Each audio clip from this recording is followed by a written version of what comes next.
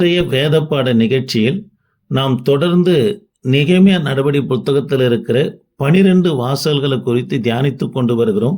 ஒவ்வொரு வாசல்களும் ஒவ்வொரு காரியத்தை சத்தியத்தை நமக்கு போதிக்கிறதாக இருக்கிறது என்று சொல்லி தொடர்ந்து பார்த்து கொண்டு வருகிறோம். தேவ பிள்ளைகளே, 9வது வாசலாக இருக்கிற கிழக்கு வாசலை குறித்து நாம் தியானித்தோம். கிழக்கு வாசலை காவல் காத்து கொண்டிருந்த யார் என்று சொன்னால் செக்கன்யா காவல் காத்து கொண்டிருந்தார். செக்கன்யா என்று சொன்னால் தேவனோடு தங்கியிருப்பவன் என்று அர்த்தம். தேவ பிள்ளைகளே, தேவனோடு தங்கியிருக்கிறவன்னா எல்லாவற்றையும் காக்க முடியும். அதாவது ஊழியத்தையும் சரி, குடும்பத்தையும் சரி, பரிசுத்தையும் காக்க முடியும் என்று சொல்லி நாம் கடந்த பதிவில் தியானித்தோம். இன்றைக்கு 10வது வாசலாக இருக்கிற மிப்காத் வாசலை குறித்து நாம் தியானிக்க போகிறோம். நெகேமியாவின் நடபடிகளின் புத்தகம் 3ஆம் அதிகாரம் 31ஆம் வசனத்தை வாசித்து பார்ப்போம்னா இந்த வாசலை குறித்து சொல்லப்பட்டு இருக்கிறது. மிப்காத் என்று சொன்னால் திரும்பி பார்த்தல் அல்லது பதிவு செய்தல் என்று பொருளாக இருக்கிறது. இந்த வாசலை எதுக்காக பயன்படுத்துவார்கள் என்று சொன்னால், தேவ பிள்ளைகளே, ஒரு அந்நிய எருசலேமுக்குள் வரும்போது இந்த வாசலில் இருக்கிறவர்களிடத்துல பெயரை பதிவு செய்து விட்டு தான் எருசலேம் நகரத்துக்குள்ளே போக முடியும். அது மாத்திரமல்ல, யுத்தத்துக்கு போய் திரும்பி வருகிறவர்களும் கூட எத்தனை பேர் போனாங்க, எத்தனை பேர் மாண்டாங்க, எத்தனை பேர் அடிபட்டு இருக்கிறாங்க, எத்தனை பேர் திரும்பி வந்திருக்கிறார்கள் என்று சொல்லி யுத்தத்துக்கு போய் திரும்பி வருகிறவருடைய பெயரும் இந்த இடத்துல பதிவு செய்து தான் எருசலேம் நகரத்துக்குள்ளே போக வேண்டும். தாவீதும் கூட யுத்தத்துக்கு போய் திரும்பி வந்தவர்களை இந்த மிப்காத் வாசல் அண்டையில் காத்திருந்து சந்தித்தார் என்று சொல்லி பார்க்கிறோம். காரணம், தேவ பிள்ளைகளே, யுத்தத்திற்கு போய் வந்ததானே அவர்களுக்கு இந்த வாசல்ல நின்று தாவீது நன்றியை தெரிவித்தவராக காணப்பட்டார். தேவ பிள்ளைகளே, இந்த மிப்காத் வாசல் நமக்கு என்ன போதிக்கிறது என்று சொன்னால், மிப்காத் என்று சொன்னால் திரும்பி பார்த்தல் அல்லது பதிவு செய்தல் என்று பொருளாக இருக்கிறது. நாம் செய்கிற ஒவ்வொரு செயலையும் தேவனுக்கு பிரியமா இருக்கிறதா இல்லையா என்று யோசித்து பார்த்து செய்ய வேண்டும். அல்லது நாம் செய்கிற காரியமானது தேவனுக்கு கோபம் மூட்டுகிறதா, நாம் செய்கிற ஊழியமானது தேவனுக்கு பிரியமா இருக்கிறதா, நாம் பேசுகிற வார்த்தையானது கர்த்தருடைய நாமத்தை மகிமைப்படுத்துகிறதா, நான் செய்கிற ஊழியமும் வேலைஸ்தானத்தில் என்னுடைய பணி மற்றவர்களுக்கு ஆசீர்வாதமாக இருக்கிறதா என்று சொல்லி திரும்பி பார்த்து கர்த்தருடைய பிள்ளைகள் செய்ய வேண்டும். இதை தான் இந்த மிப்காத் வாசல்னவனா நமக்கு போதிக்கிறதாக இருக்கிறது.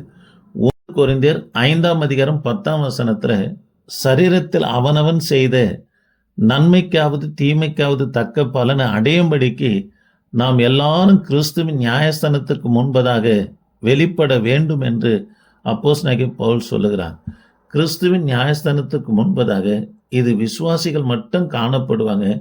நமக்கு கொடுக்கப்படுகிற நம் கிரியைகளுக்கு நாம் சரீரத்தில் செய்த நன்மையாவது தீமையாவது தக்கதான பலனை வெகுமதியை கர்த்தர் கொடுக்கிற தீர்மானிக்கிற இடம் கிறிஸ்துவின் நியாயஸ்தானம் என்று சொல்லி இங்கே 2 கொரிந்தியர் 5ஆம் அதிகாரம் 10ஆம் வசனத்தில் சொல்லப்படுகிறது. தேவ பிள்ளைகளே, இது வெள்ள சிங்காசன நியாய தீர்ப்பு அல்ல. வெளிப்படுத்தின விசேஷம் 20ஆம் அதிகாரம் 11லேருந்து 15 வரைக்கும் வாசித்து பார்ப்போம்னா வெள்ள சிங்காசன நியாய தீர்ப்பு குறித்து சொல்லப்பட்டு இருக்குது. இது கடைசி ஜட்ஜ்மெண்ட்.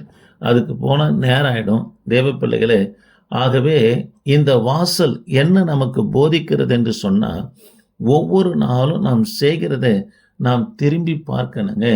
இந்த மிக்தாம் வாசலை யார் கட்டினார் என்று சொன்னால், தட்டானின் குமாரன் மல்கியா கட்டினார் என்று நெகேமியாவின் நடபடிகளின் புத்தகம் 3ஆம் அதிகாரம் 31ஆம் வசனத்தில் வாசிக்கிறோம். பொற்கொல்லனின் அதாவது குமாரனாகிய மல்கியா கட்டினார் என்று சொல்லி பார்க்கிறோம். மல்கியா என்று சொன்னால் அதாவது என் ராஜா கர்த்தர் என்று பொருளாக இருக்கிறது. தேவ பிள்ளைகளே, மல்கியா தீர்க்க தரிசன புஸ்தகத்தை எழுதின அந்த மல்கியாவுக்கு என் தூதன் என்று பொருளாக இருக்கிறது, அல்லது செய்தியாளர் மெசஞ்சர் என்று பொருளாக இருக்கிறது. இங்க சொல்லப்பட்டிருக்கிற மல்கியாவுக்கு என் ராஜா கர்த்தர் என்று பொருளாக இருக்கிறது. தேவ பிள்ளைகளே, ராஜா தான் ஒருவனுக்கு வெகுமதியை கொடுக்க முடியும். ஆகவே நம்முடைய கர்த்தர் அதாவது அவனவன் சரீரத்தில் செய்த நன்மைக்காவது தீமைக்காவது தக்க பலனை கிறிஸ்துவ நியாயஸ்தானத்துக்கு முன்பதாக நம்ம நிற்க வேண்டுங்க. கர்த்தர் நிச்சயமா தருவாருங்க. ஆக தேவ பிள்ளைகளே, இந்த வாசல் நமக்கு என்ன போதிக்கிறது என்று சொன்னா, நம்ம என்ன பண்றோம், என்ன செய்கிறோம், கர்த்தருக்கு பிரியமானதை செய்கிறோமா, அல்லது தரிசனம் பெற்றும் துணிகரமான பாவங்களில் ஈடுபடுகிறோமா என்று சொல்லி கர்த்தர் ஒவ்வொரு நாளும் நம்மளை விசாரிக்கிற, அதாவது கவனிக்கிற தேவனாக இருக்கிறார். ஆகவே நாம் செய்கிற செயலானது செய்வதற்கு முன்பதாகவும் யோசித்து கர்த்தருக்கு பிரியமாய் இருக்கிறதா என்று பார்க்க வேண்டும். செய்த பிற்பாடும் தேவனாம இதில் மகிமைப்பட்டு இருக்குமா என்று பார்த்து நம்மை நாம ஆராய்ந்து தெரித்து இன்னும் ஆவிக்குரிய காரியங்கள் முதிர்ச்சியான தேவனுக்கு பிரியமான செயல்களை செய்கிற பிள்ளைகளாய் நாம் காணப்பட வேண்டும். இரண்டாவதாக, யார் இதை கட்டினார்கள் என்று சொன்னால், நிதமினியர் இதை கட்டினார்கள் என்று. இவர்கள் யார் என்று சொன்னால், இவர்கள் எபிரேயர்கள் அல்ல. பழைய ஏற்பாட்டு காலத்தில் இவருடைய பணி என்னவா இருந்ததை பார்ப்பதற்கு முன்பதாக இவங்களும் கூட பாபிலோன் சிறையிருப்புக்கு யூத ஜனங்க போனது போல இவங்களும் பாபிலோன் சிறையிருப்புக்கு போய் யாரோடு கூட திரும்பி வராங்கன்னா, இரண்டாவது சிறையிருப்பில் எஸ்ராவோடு கூட திரும்பி வந்தார்கள் என்று சொல்லி எஸ்ராவின் புத்தகம் 7ஆம் அதிகாரம் 7ஆம் வசனத்தில் வாசிக்கிறோம். தேவ பிள்ளைகளை, இந்த நிதமினியருடைய பணி பழைய ஏற்பாட்டு காலத்தில் என்னவாய் காணப்பட்டுன்னு சொன்னால், தேவாலயத்தில் லேவியர்களுக்கு உதவியாக பணி புரிந்தாங்க.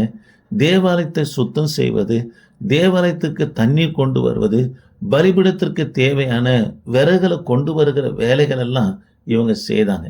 தேவ பிள்ளைகளை, நாம் செய்கிறத நாம் திரும்பி பார்த்து கர்த்தருக்கு பிரியமா இருப்போம்னா அதுக்கு தக்க பலனை என் தேவனாகி கர்த்தர் செய்கிறார். ஆக ஒவ்வொரு வாசலும் ஒவ்வொரு காரியத்தை நமக்கு போதிக்கிறதாக இருக்குது. இந்த மிப்காத் வாசல் நமக்கு என்ன போதிக்கிறது என்று சொன்னால், நாம் செய்கிறது எல்லாவற்றையும் என் தேவனாகி கர்த்தர் பதிவு செய்கிறார். நம்ம எப்படி செய்கிறோம் என்பதை நாம் பார்த்து செய்யும்போது அதுக்கு தக்க பலனை, அதாவது என் ராஜா கர்த்தர் தருகிறவராக இருக்கிறார் என்று சொல்லி நாம் பார்க்கிறோம். தொடர்ந்து இந்த வார்த்தையை கேளுங்க. ஒவ்வொரு நாளும் ஒவ்வொரு வாசலை குறித்து பார்க்க போகிறோம். சப்ஸ்கிரைபர் பண்ணாத கர்த்தருடைய பிள்ளைங்க பண்ணுங்க. கர்த்தர் உங்களை ஆஸ்வதிப்பார். ஆமென்.